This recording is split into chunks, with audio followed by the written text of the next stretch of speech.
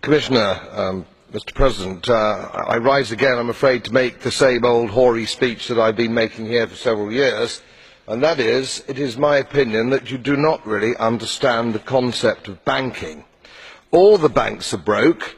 Bank Santander, Deutsche Bank, Royal Bank of Scotland, they're all broke. And why are they broke? It isn't an act of God. It isn't some sort of tsunami. They're broke because we have a system called fractional reserve banking, which means that banks can lend money that they don't actually have. It's a criminal scandal, and it's been going on for too long.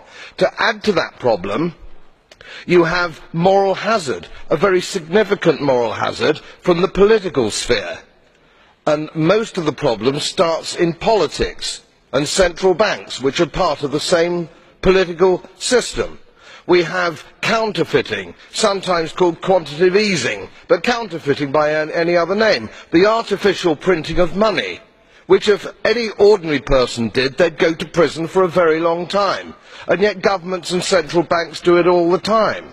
Central banks repress the amount of interest that rates are, so we don't have the real cost of money. And yet we blame the real retail banks for manipulating LIBOR. The sheer effrontery of this is quite astonishing. It's central banks that manipulate interest rates, Commissioner.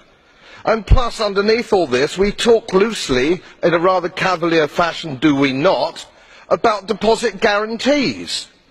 So when banks go broke through their own incompetence and chicanery, the taxpayer picks up the tab. It's theft from the taxpayer.